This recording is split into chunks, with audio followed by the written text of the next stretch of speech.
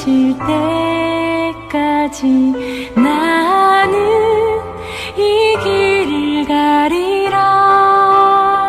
오늘 우리에게 주실 하나님 말씀은 요한계시록 1장 17절에서 20절까지 말씀입니다.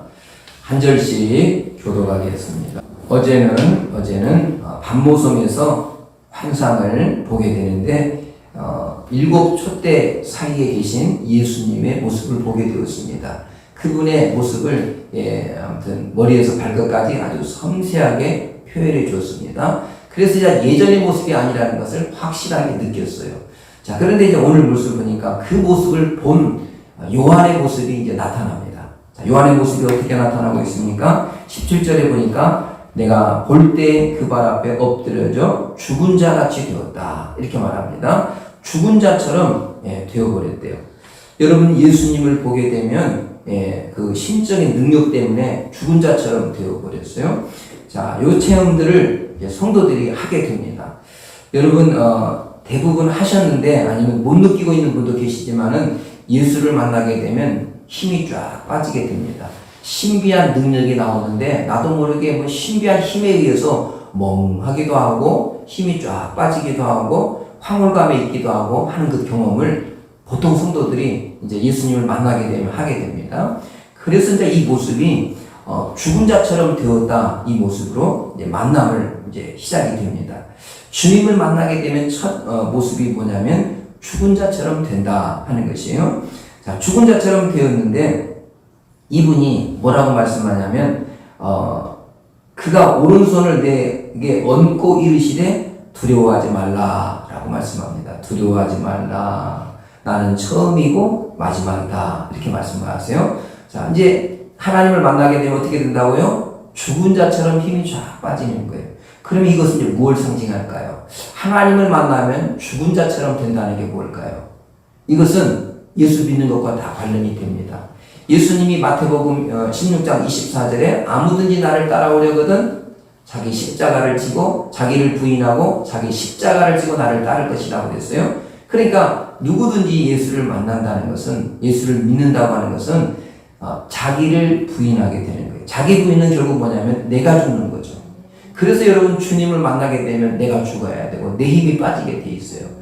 여전히 내가 살아있고 내 혈기가 살아있고 내 욕심대로 살아있고 자기 마음대로 하려고 하는 마음이 있다면 그게 바로 안 죽은 거죠. 여전히 갈라디아서 2장 20절을 외우고 있어요. 이제는 내가 사는 것이 아니요 내 안에 그리스도께서 사신 것이다. 이게 외우고는 있어요. 근데 그걸 실천은 안 돼요. 계속 내 욕심대로 혈기대로 살아가요. 여기 뭔가 문제가 있다는 거예요. 그래서 여러분, 이런 상황을 허락하면 안 된다는 거예요. 여러분, 우리는 천국 가는 그날까지 구원, 천국 티켓을 넣어놓은 것이라고요? 아니라고 그랬죠. 두렵고 떨림으로 구원을 이루어 가는 거예요. 그러니까 내 구원은 천국에 가서 완성이 되는 거지 주머니에 넣어놓는 게 아니에요. 여러분이 그걸 믿으면 안 된다는 거죠. 자, 이렇게 말하면요, 이제 아니 예수 믿으면 다 구원받는데 무슨 소리냐? 맞아요. 그 말이 틀린 것이 아니라 구원이라고 하는 것은 완성이 어떻게 되냐면 예수 믿는 순간부터 천국 가는 그 순간까지를 다 합쳐서 구원이라고 하는 거죠. 그러니까 여러분, 이게 내가 지금 직분을 받고 있고 이런 것이 중요한 게 아니라 그때까지 내가 변함이 없어야 된다는 거예요. 여러분, 변함없기를 주님의 이름으로 축복합니다. 예수 믿다가 변한 사람 한둘이 아니잖아요. 여러분 주변에서 많이 보잖아요. 먼저 난 자가 나중된 자가 많잖아요. 그래서 먼저 되었다가 나중되었다는 것이 이게 좋은 게 아니에요. 먼저 예수를 믿었으면 늦게 믿은 사람보다 믿음이 앞서 있는 게 정상 아니에요? 맞으시면 아멘. 맞죠? 달리기를 먼저 달렸어요. 그래서 50m를 앞서가고 있어요. 근데 뒤에 있는 사람이 추월하면 안 된다는 거예요. 왜냐하면 똑같이 달리니까요. 근데 성도들이 추월당하는 일이 있대요. 주님이 말씀하시기를 먼저 된 자가 나중될 자가 많대요. 적다고요? 많다고요? 많대요. 그러면 지금 옛날 얘기하는 거예요? 오늘 우리 교회에도 있다는 거예요? 다 있다는 거예요. 그래서 이게 무섭다는 거예요. 분명 꼭 먼저 가고 있어요. 근데 이게 뒤집힐 수가 있다는 거예요. 이게 무서운 일이라는 거예요. 여러분, 어떻게 100m를 앞서 달려갔는데 어떻게 이게 바뀌냐고요? 안 바뀌는 게 정상이에요. 똑같이 달리니까 이렇게 가게 돼 있어요. 그러면 세 가족이 이렇게 뒤에서 달려와요? 그러면요, 이제 기존에 믿었던 우리 직분자들이요, 앞서가는 게 정상이에요. 근데 이렇게 가다 이게 안 달리고 있어요. 그럼 이렇게 하다 추월하게 된다는 거예요. 그러면 추월이 끝나는 것이 아니라 계속 뒤처진다는 거죠, 이게. 이게 무서운 일임을 꼭 기억해야 돼요. 근데 성도들이 이것을 놓치고, 그래서 제가 자꾸만 성령의 열매를 생각하라고 하는 게 그런 거예요. 성령의 열매를 생각하고, 여러분들의 반응을 보라는 거예요. 여러분이 우리가 자꾸만 나이를 먹어가면서 변해요. 처녀 때는 굉장히 순수했어요. 총각 때는 굉장히 순수했어요. 근데 시간이 지나면서 이게 바뀐단 말이에요. 자꾸만 이게 바뀌어요, 이게. 슬프잖아요. 나이 먹으면서 추해진다고 하잖아요. 그러니까 이제 어르신들이 자꾸만 기도 제목이 나이 먹으면서 곱게 늦게 해달라고. 기도 제목은 너무 중요한 거예요. 예수를 믿으면서 나이를 먹으면서 곱게 늙게 해달라고. 주님을 더 사랑하게 해달라고. 우리 주님을 향한 열심이 더 간절하게 해달라고. 이런 이유가 여기에 있다는 것입니다. 그러므로 여러분 죽어야 됩니다. 죽은 자처럼 되는 것이 정상이에요. 예수 믿게 되면 죽은 자처럼 되는 거예요. 혈기가 죽어야 돼요. 자기 욕심이 죽어야 돼요. 부드럽고 온유하고 점점 주님을 가까이 하는 모습, 주님의 냄새가 나야 돼요. 주님의 향기가 나야 돼요. 가까이 가고 싶어요. 왜냐하면 향기가 나니까. 여러분 좋은 냄새 나는 사람 옆에 있고 싶지 않아요? 근데 막 땀 냄새 나고 쾌쾌하고 막 안 씻어가지고 냄새 나는 사람 옆에 있기 싫잖아요. 영적인 것도 마찬가지예요. 영적인 것도 성도 안에서 자꾸만 성령의 열매 냄새가 쭉 나는 거 이렇게 사랑, 희락, 화평, 오래참, 자비, 양선, 충성, 온유, 절제 이런 것들이 막 몸에 막 묻어 있어요. 그러면 그런 성도 옆에 있고 싶단 말이에요. 그래서 전도가 된다는 거죠. 근데 이것이 막 자꾸만 악취가 나요. 사랑의 반대는 뭐예요? 미움. 희락의 반대는 빨리 말해봐요. 희락. 즐거움이에요. 즐거움의 반대는 안 즐거워요. 화평의 반대말은 불화. 자꾸 비교해보세요. 다 반대로 되는데 반대의 성령의 열매가 아니라 이 악의 열매가, 이 죄악의 열매가, 사탄의 열매가 맺혀지고 있단 말이에요. 이게 얼마나 심각한 문제냐고요. 반대로 생각해봐요. 사랑 반대, 희락, 화평, 오래 참아 못 참아, 자비, 안 자비, 다 보세요. 이게 어느 날 이게 크리스찬들이 무너졌는데 이게 거꾸로 막 냄새가 막 너무 나는 거야. 악취가 나는 거야. 악취가. 사람들이 그 오기도 싫어하고 주변에 사람들이 가기도 싫어하는 거예요. 여러분 그러니까 우리가 이 부분을 기억해야 돼요. 죽은 자처럼 힘이 빠져서 정말 주님을 따르고 주님이 말씀하시고 주님이 쓰시기에 좋고 주님이 내 몸을 마음껏 써야 되는데 불편해요. 그래서는 안 된다는 겁니다. 그러므로 죽은 자처럼 된다. 이것은 주님 만나면 정상이에요. 자, 그러면 이게 이제 옛날 체험으로 끝나면 될까요? 옛날 체험이 아니란 말이에요. 지금도 여전히 유효해야 된다고요. 옛날에 나도 다 그랬어. 죽은 자처럼 되었어. 그거 아무 소용없다는 거예요. 지금 죽은 자처럼 돼야 된다. 지금도 예수를 믿고 있으면 죽은 자처럼 내 힘은 다 빠져있고 주님의 냄새가 나고 주님의 향기가 나고 주님으로 인해서 막 즐거워하고 사람들이 너무 주님을 대하듯이 내게 다가오는 게 정상이라는 거죠. 그러므로 사랑하는 여러분, 이 속에서 이 말씀 꼭 기억하세요. 자, 그 다음에 나는 처음이요 마지막이요. 자, 이것도 지지난 시간에 좀 배웠죠. 예수님은 창세기도 우리에게 주셨고 요한계시록도 주셨어요. 그래서 이 실패의 모든 것을 완성시켜가는 모습이다 이렇게 말씀을 드렸어요. 자, 요것도 이제 또 그 부분을 이제 말씀하는데 두려워하지 말라고 하시는 분께서 처음과 마지막이래요. 이게 처음도 되고 마지막도 되신대요. 그러니까 이 부분을 다 기억을 해야 돼요. 그러면 이제 죽은 자처럼 되어갔다 이것은 두려움이 있었다는 거예요. 두려워하지 말라 하니까 두려움이 있었다는 거예요. 이게 웬 두려움이냐? 이게 창조주 하나님이 두 가지 모습이 있다는 거예요. 예수님이 두 가지 모습이 있는데 처음에 이 땅에 오셨을 때 예수님은 연약한 모습으로 오셨고요. 사랑이 많은 모습으로 오셨고요. 모든 걸 품어주시는 그런 분으로 오셨어요. 자, 재림주는요. 애들이 없어요. 애들이. 재림주는요. 이제는 막 무서운 주님이에요. 이제 착하고 충성된 종은 즐거운 날이 되고 주님 재림하신 날이 충성스럽고 이제 믿음대로 사는 성도들은 기쁨의 날이 되고 자기 마음대로 살고 교만하게 살고 강팍하게 살고 이런 사람들은 심판의 날로 무서운 날이 되고 갈 거예요. 근데 여러분 지금은 기회가 있지만 그때는 기회가 전혀 없다는 거예요. 그러므로 오늘도 이 말씀을 꼭 간직하셔야 됩니다. 자, 그래서 빌립보서 2장 12절 항상 복종하고 복종하여 두렵고 떨림으로 너희 구원을 이루라. 두렵고 떨림으로 구원을 이루어 가라. 완성해 가라. 그렇게 말씀하는 거죠. 자, 그것을 기억했어요. 자, 18절에 보시면 이제 곧 살아있는 자라. 내가 전에 죽었었노라 볼지어다. 이제 세세토록 살아있어 사망과 음부의 열쇠를 가졌다.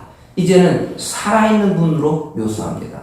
사도 요한은 예수님이 돌아가신 장면을 너무 생생하게 기억해요. 예수님은 이제 예수님이 붙잡혀 있을 때도 가까이 갔어요. 아마도 친척인 것 같아요. 어떤 제사장치도 아니라 이쪽에 친척이 있어서 그것을 자세히 봤어요. 그 다음에 십자가상에 달릴 때도 아무 제재받지 않고 예수님 앞에까지 갔었어요. 그래서 자기 예수님의 어머니 마리아를 보고 뭐라고 했어요? 이제부터 네 어머니다 하고 이렇게까지 한 소리 들었어요. 여러분, 그러니까 예수님이 십자가 처형당하는 그 상황까지 가까이 갈 수 있는 특권이 있어요. 나머지 제자들은 다 도망가 버렸어요. 왜냐하면 근데 요한은 어찌됐든 간에 분명 그 예수님의 수제자였거든요. 사람들에게 주목받고 있었거든요. 그럼에도 불구하고 뭔가 지금 특혜를 입고 있어요. 아마 힘이 있는 것 같아요. 집안에 누가 있어서. 그러니까 가까이 예수님 옆에까지 가서 그렇게 다 듣게 하셨어요. 그러니까 요한이 바로 이렇게 예수님의 처형된 모습을 너무 자세히 봤다는 거예요. 근데 살아계신 분으로 다시 이제 찾아오세요. 돌아가신 분이 아니라 살아계신 분으로 있어서 사망과 음부의 열쇠를 가졌대요. 사망, 이게 뭐예요? 죽음을 말하는 거잖아요. 음부의 열쇠, 음부는 지옥을 말하는 거잖아요. 그러니까 여러분, 이 지옥의 문을 열고 닫는 분이 예수님이라는 거예요. 그래서 그분에게 달려있어요. 여러분, 오늘도 우리가 주님을 기쁘시게 해드리지 않으면, 주님과 교통하지 않으면 엉뚱한 현상이 발생하는 거예요. 주여 주여 하는 자가 다 천국 들어가는 게 아니래요.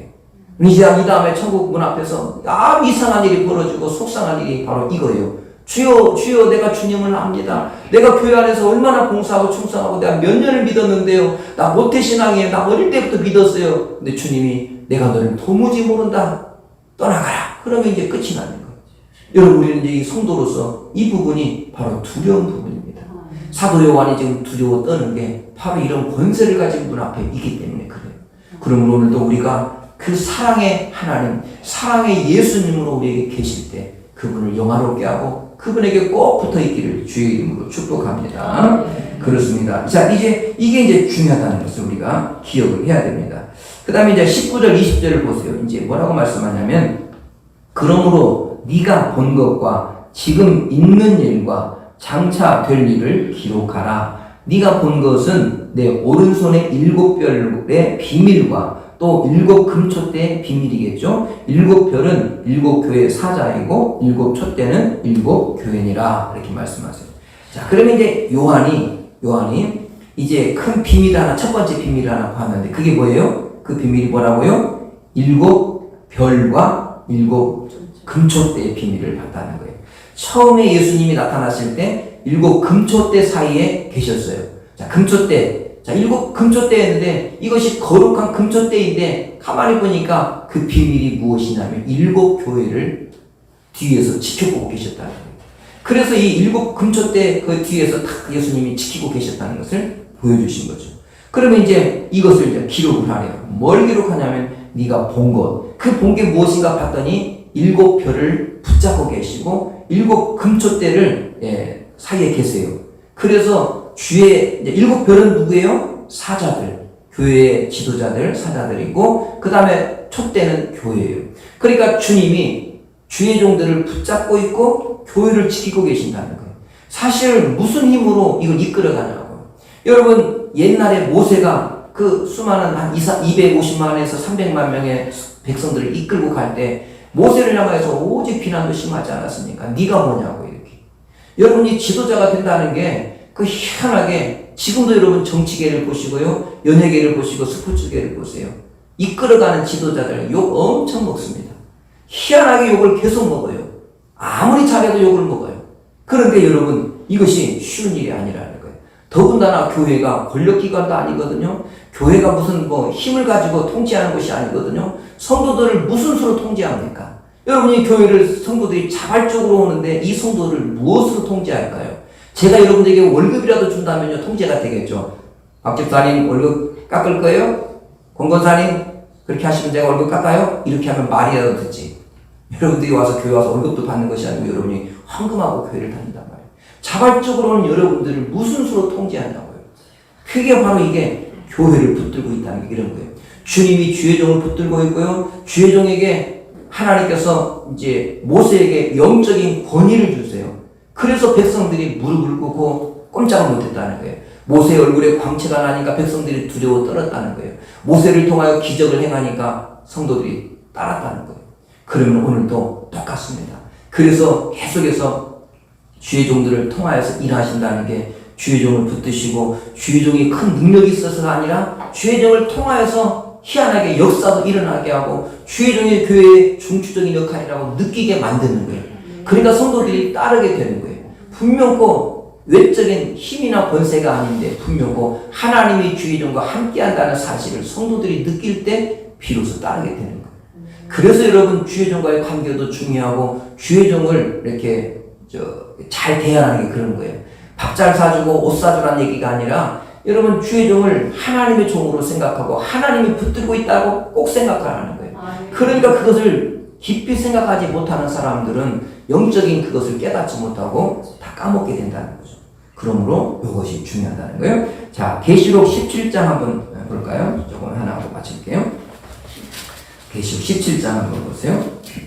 17장에 보시면 이제 지금 7교회의 7별에 대한 얘기가 나오는데 교회와 주의 종을 대적하는 무리가 나와요. 자, 거기 보면 이제 똑같이 이제 7이라는 것이 나오는데, 자, 2절 보세요. 땅의 임금들도 그와 더불어 음행하였고, 땅에 사는 자들도 그 음행의 포도주에 취하였다 하고, 곧 성령으로 나를 데리고 광야로 가니라. 내가 보니 여자가 붉은 빛 짐승을 탔는데 그 짐승의 몸에 하나님을 모독하는 이름들이 가득하고 7머리와 10뿔이 있으며 이렇게 말합니다. 지금 이제 1절에 보면 1절에 17장 1절에 7 대적을 가진 7 천사 중 하나가 와서 내게 말하 이르되 이리로 오라. 많은 무리에 앉은 큰 음녀가 받을 심판을 내게 보인다. 자, 이게 큰 음녀가 여자예요.